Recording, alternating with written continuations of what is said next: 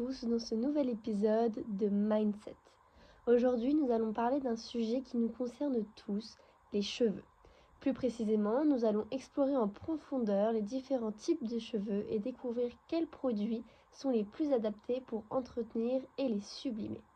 Nous verrons également quelques conseils pratiques pour maintenir une chevelure en pleine santé. Alors que vous ayez les cheveux raides, bouclés, crépus ou ondulés, restez avec nous, on vous dit tout. Donc on va tout d'abord commencer par une petite explication sur les différents types de cheveux. Je pense que ça fait pas de mal à tout le monde de savoir quel type de cheveux on a parce que les routines elles changent. Donc comme je viens de le dire, avant de choisir les produits, il est essentiel de comprendre quel type de cheveux nous avons. En général, on classe les cheveux en 4 grandes catégories et chacune a ses caractéristiques propres. On commence avec les cheveux raides, type 1.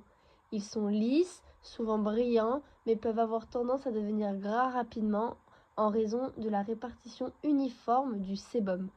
Oui, si on a les cheveux raides, le sébum il part de la racine et vu que c'est raide, ça glisse beaucoup plus facilement. Ensuite, les cheveux ondulés, type 2. Ils forment des vagues naturelles, ni complètement raides, ni complètement bouclées. Ils peuvent venir entre des ondulations légères et plus prononcées. Cheveux bouclés, type 3, ils possèdent des boucles bien définies qui peuvent être souples ou serrées, nécessitant une bonne hydratation pour éviter la sécheresse et les frisottis. Vous savez, les frisottis, c'est souvent ce qu'on a en fin de journée quand les cheveux commencent à gonfler et à plus être bien définis. Au-dessus, au niveau surtout de la racine, on voit que ça fait des espèces de petites mèches qui partent. Ça s'appelle des frisottis. Et enfin, les cheveux crépus, type 4. Très frisés ou en spirale, ces cheveux sont naturellement secs et fragiles, nécessitant une hydratation intense et des soins réguliers pour rester en bonne santé.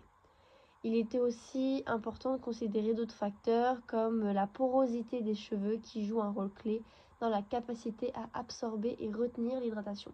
Donc la porosité, pour expliquer plus précisément, c'est en fait la capacité que le cheveu il a à garder le produit et l'eau dans son cheveu.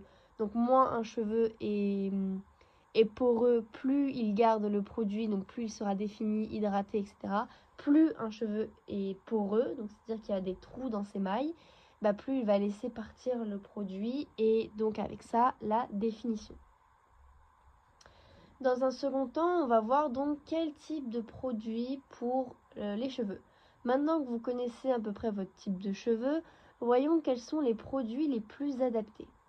Donc pour les cheveux raides, donc le type 1 qu'on a parlé, donc c'est-à-dire que vous avez des cheveux qui sont lisses ou pas complètement lisses, il ne faut pas que ce soit lissé avec des plaques non plus, mais que voilà, ils sont quand même raides, il n'y a pas de vagues vraiment persistantes. Donc on utilise des shampoings légers et purifiants pour éviter l'excès de sébum. Ensuite, on utilise un après-shampoing léger pour ne pas alourdir la chevelure tout en facilitant le démêlage. Attention, après-shampoing uniquement sur les longueurs et pointes parce que si vous mettez en racine, ça va les graisser encore vite. Un spray volumateur si vous souhaitez donner du mouvement et du corps à vos cheveux. C'est souvent la problématique avec les cheveux raides. Ils ont tendance à avoir pas beaucoup de volume, ce qui fait qu'on a l'impression que des fois on n'a pas beaucoup de masse de cheveux et pour quand vous voulez les coiffer, souvent c'est un plus joli rendu, c'est plus joli avec des cheveux quand même plus volumineux. Et enfin, une huile sèche à appliquer sur les pointes pour nourrir sans graisser parce que il est important de nourrir ces pointes tout simplement si vous voulez laisser vos cheveux pousser parce que vos cheveux ne pousseront jamais si vos pointes se cassent tout le temps parce que oui, même si ça pousse de la racine, si vos pointes se cassent, ça s'annule. Ensuite, pour les cheveux ondulés, on va utiliser un shampoing hydratant pour venir éviter les frisottis et renforcer les ondulations. Ensuite, on va utiliser une mousse coiffante ou des sprays texturisants pour accentuer le mouvement naturel. Donc ça, c'est à faire après le shampoing. Donc vous mettez votre tête vers le bas, vous mettez la mousse coiffante ou votre spray texturisant sur vos mains et vous venez faire un mouvement de scrunch. Un scrunch, c'est quoi? C'est vous venez mettre vos cheveux dans vos mains et vous venez fermer et ouvrir vos mains comme ça pour que ça fasse un petit scrunch. Et à la fin, il faut que ça fasse un petit bruit, un petit bruit comme ça pour bien que le cheveu s'imbibe. N'hésitez pas à bien appuyer, à bien fermer votre poing pour que vos cheveux vraiment ils s'imprègnent. Et enfin, vous séchez au diffuseur, c'est mieux. Après, si vous n'avez pas de diffuseur, c'est pas grave. Et vous utilisez à la fin une huile légère comme de l'huile d'argan ou de jojoba pour apporter de la brillance sans alourdir bien évidemment. Et d'autant plus que l'huile va éviter les frisottis, il va vraiment venir définir le cheveu et aussi casser l'effet cartonneux que le cheveu peut avoir à cause de la mousse. Parce que la mousse, ça va vraiment venir figer le cheveu pour qu'il reste structuré durant toute la journée. Mais du coup, ça peut donner un effet un peu cartonneux et pas forcément très naturel, pas très brillant. Donc c'est pour ça que c'est bien d'utiliser une huile légère. Attention à toujours ne pas mettre en racine, vraiment privilégier les longueurs et les pointes. Pour les cheveux crépus, on va utiliser le co-wash. C'est un lavage avec après-shampoing pour préserver l'hydratation naturelle du cheveu. On va utiliser du beurre et de l'huile végétale comme le beurre de karité ou l'huile de ricin ou de coco pour nourrir en profondeur et sceller l'hydratation. Parce que comme je vous l'ai dit, vraiment la problématique du cheveu crépus, c'est qu'il est très sec, très très sec. Et qu'il est compliqué de le nourrir en raison de sa porosité. Donc c'est très important d'utiliser des huiles qui peuvent être trop lourdes pour des cheveux raides par exemple, mais qui vont totalement convenir à des cheveux crépus. Ensuite, il est important de faire des masques capillaires riches en actifs nourrissants et hydratants pour prévenir de la casse. Parce que ce qui casse les cheveux, et ça vaut pour tous les types de cheveux, ce qui casse le cheveu, c'est vraiment qu'il soit sec. Dès que c'est sec, c'est qu'il n'y a plus d'hydratation, c'est qu'en fait le cheveu il est mort. Alors déjà que le cheveu c'est une matière morte, mais là c'est vraiment mort au sens propre du terme. Et en fait il va venir casser et c'est ça qui va faire que vos cheveux ne poussent pas et que après vous pouvez vous retrouver avec des queues de rats. Des queues de rats c'est quoi? C'est quand il y a tellement plus d'épaisseur de matière en cheveux que ça fait juste des petites mèches comme ça, des petites queues de rats et c'est vraiment pas très joli. Ensuite, on peut utiliser des crèmes coiffantes épaisses et des gels hydratants pour maintenir la définition des boucles et protéger le fibre capillaire. Pour les techniques de coiffage protectrices, on peut utiliser des tresses, des vanilles ou des twists pour limiter les manipulations et protéger les cheveux des agressions extérieures. Donc pour des tresses et des vanilles, je vous conseille ou même des twists, peu importe, de voir avec une professionnelle pour pouvoir vous coiffer parce que je pense que c'est dur de vous coiffer comme ça toute seule. Après, vous pouvez toujours utiliser cette technique un peu du scrunch. C'est moins utile que sur des cheveux ondulés, mais ça peut aider. Ensuite, pour les cheveux ondulés, pour finir avec les cheveux ondulés, pour les cheveux ondulés, on va utiliser des shampoings sans sulfate pour ne pas assécher la boucle et préserver la souplesse. On peut mettre un après-shampoing ultra nourrissant et des masques hydratants pour redonner du peps aux boucles. Et après, ça va être le même principe que pour les cheveux bouclés, crème coiffante, technique du scrunching pour pouvoir définir. Et j'ai oublié, je peux rajouter une technique, c'est la technique du finger rolls.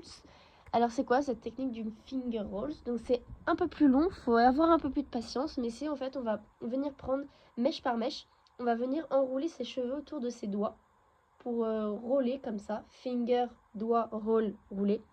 On roule ses doigts on roule ses cheveux autour de son doigt. On va venir scruncher et on fait ça sur toutes les mèches de cheveux et à la fin ça fait des boucles ultra définies. Par contre voilà, ça prend beaucoup de temps après à voir quel résultat vous voulez. Enfin, on va faire les conseils et les erreurs à éviter. Donc il y a quelques erreurs courantes que l'on fait souvent sans s'en rendre compte et qui peuvent endommager notre cheveu. Donc déjà, utiliser trop de chaleur. L'abus du sèche-cheveux, du lisseur et boucleur sans protection thermique peut fragiliser la fibre capillaire et causer des fourches. Donc, quand on dit utiliser trop de chaleur, je parle surtout du lisseur et boucleur. Le lisseur encore plus si vous avez par exemple des cheveux crépus ou des cheveux bouclés. Le lisseur c'est fatal, ça va vraiment venir détruire votre boucle. Et si vous l'utilisez trop régulièrement, c'est-à-dire tous les jours, à 3-4 fois par semaine, et que c'est vraiment répétitif sur des années, etc., et ben en fait, il y a un moment où votre boucle naturelle, elle ne reviendra pas. En fait, ça va faire une espèce... Quand vous aurez vos cheveux naturels, ça fera des cheveux avec plein de frisottis, vos boucles seront plus définies, il y aura des endroits où ce sera lisse, des endroits où ce sera bouclé, enfin vraiment une catastrophe. Et le seul moyen pour réparer ça, ce sera de couper pour que vos cheveux repoussent avec votre boucle naturelle. Donc autant vous dire que mieux vaut avoir ses vrais cheveux. Après, c'est une question pour chacun. Est-ce qu'on est prêt à assumer ses cheveux naturels ou pas? Ça, après, c'est vous qui voyez. Mais voilà, c'est un conseil. Ne pas trop utiliser la chaleur, en tout cas si vous voulez préserver vos cheveux naturels.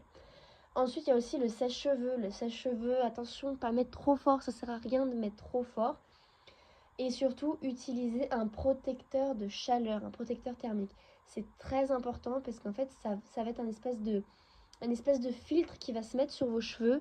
Et quand il va y avoir de la chaleur, et ben ça va venir faire une espèce de couche protectrice pour limiter la casse. Attention, ça limite la casse. C'est pas parce que vous mettez du protecteur de chaleur que vous pouvez vous lisser les cheveux tous les jours et qu'il n'y aura aucune conséquence. Et donc les fourches c'est quoi? C'est votre cheveu qui va se diviser en plein de petites parties et du coup qui est beaucoup plus fragile et qui casse 90% du temps. Ensuite, deuxième erreur à éviter, ne pas hydrater suffisamment les cheveux bouclés ou crépus. Ces types de cheveux ont naturellement besoin d'une hydratation renforcée pour rester souples et brillants. En effet, ça sert à rien de vouloir prendre des shampoings contre la casse, pour que vos cheveux poussent, pour que machin, pour que truc. Si vous n'hydratez pas vos cheveux, allez à la base même. Parce que c'est bien beau de voir sur le packaging cheveux brillants, cheveux qui poussent 2 fois plus vite. Mais en fait, ça sert à rien si votre cheveu, à la base, il n'est pas hydraté. Parce que votre cheveu, il ne suit pas ce qui est marqué sur le packaging. Il suit ce qu'il a vraiment besoin. Ensuite, il faut choisir un shampoing qui n'est pas trop agressif. Certains shampoings contiennent des sulfates qui peuvent être trop desséchants pour certains types de cheveux, en particulier les cheveux bouclés ou crépus.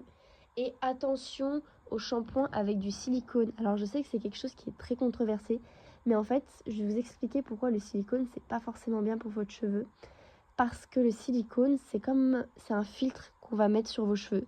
C'est un peu comme de la peinture qu'on va mettre sur vos cheveux. C'est pas réel. C'est-à-dire que dès que le filtre il part, et bah ça marche plus, il n'y a plus. Sauf qu'en fait, cette espèce de filtre, vous allez avoir l'effet au bout de 1 jour, 2 jours post-lavage. Trop bien. Et puis votre cheveu, il va s'habituer. Et au bout de 2 mois d'utilisation de ce shampoing, et bah il fera plus aucun effet. Et vous verrez, votre shampoing, il va juste vous assécher les cheveux plus qu'autre chose. Ensuite, ne pas adapter ces produits aux besoins de ses cheveux. Il faut absolument que vous utilisez des produits adaptés et pour que ça n'entraîne aucune casse, aucun frisottis ou aucun excès de sébum. Je parle particulièrement pour les cheveux lisses. On a tendance à utiliser des produits trop lourds, trop chargés en matière. Et ça va graisser en fait vos cheveux. Et si vos cheveux graissent, pareil, excès de sébum, les cheveux poussent pas bien, ça les abîme, ils brillent pas, etc. Et puis même, je pense qu'avoir les cheveux gras, c'est pas l'objectif de tout le monde. Et ensuite, faire attention à ne pas oublier la protection nocturne. En effet, dormir sur une thé d'oreiller en coton peut absorber l'hydratation des cheveux et provoquer des frottements. Une solution simple est d'utiliser une thé d'oreiller en soie ou en satin, ou d'envelopper les cheveux dans un foulard en satin. Donc en fait, je vais vous expliquer pourquoi. On voit souvent les personnalités afro, elles utilisent des espèces de bonnets en satin pour préserver leurs cheveux parce qu'elles ont souvent des cheveux crépus et donc, comme je l'ai dit précédemment, des cheveux qui ont tendance à être beaucoup plus secs, d'où l'importance de les préserver. En effet, en fait, la nuit, c'est ça qui va venir le plus abîmer vos cheveux. C'est pas la journée avec la pollution, non, c'est la nuit. La nuit parce que en fait vos cheveux sont directement en contact avec le coton, qui est quelque chose de plutôt rêche. Et en fait ça va venir frotter toute la nuit et vos cheveux ils vont juste s'abîmer, se casser. Et ça va être contre-productif. Genre si vous avez suivi tous les conseils là, ce serait dommage de tout gâcher avec une thé d'oreiller en coton et de tout casser. Donc après c'est aussi au moyen de chacun bien évidemment, mais ça reste des conseils. C'est très important la protection nocturne. Pensez également à espacer les lavages si possible pour ne pas trop agresser le cuir chevelu et adopter une routine de soins réguliers avec des bains d'huile et des masques nourrissants. Les masques et les bains d'huile, ça vaut pour tout type de cheveux. Et pour les lavages, c'est bien de se laver les cheveux à peu près 2 fois par semaine. Je vous explique. Si vous vous lavez trop fréquemment les cheveux, en fait, c'est déjà de 1, ça sert à rien. Et de 2, en fait, ça va juste, le cuir chevelu va vouloir produire du sébum, c'est naturel. Et si vous le lavez au bout d'un jour, il va se rendre compte qu'il n'y en a pas assez produit, donc il va en produire 2 fois plus. Et si vous le relavez le lendemain, il va en fournir 4 fois plus, etc., etc., etc. Donc en fait, plus vous lavez vos cheveux, plus vous graissez. C'est vrai que c'est bête dit comme ça, mais c'est vrai parce que le sébum, ça reste une production naturelle. Et il ne faut pas enlever 100% du sébum aux cheveux, sinon ça fonctionnerait pas quoi. Donc voilà, nous arrivons à la fin de cet épisode. J'espère que ces conseils vous aideront à mieux comprendre vos cheveux et à choisir les bons produits pour en prendre soin. Chaque chevelure est unique et mérite une attention particulière pour être en pleine santé et éclatante. Si vous avez aimé cet épisode, n'hésitez pas à le partager avec vos amis et à nous suivre pour d'autres conseils beauté et bien-être. Je vous invite à aller sur notre page Instagram mindly.li, mynd.li sur Instagram, pour retrouver l'intégralité des posts et des petits conseils plus précis avec surtout le nom de chaque produit pour chaque routine. Prenez soin de vous et de vos cheveux et à très bientôt sur Mindly. Je vous attends la semaine prochaine pour un nouveau podcast, cette fois-ci focalisé sur les routines du visage.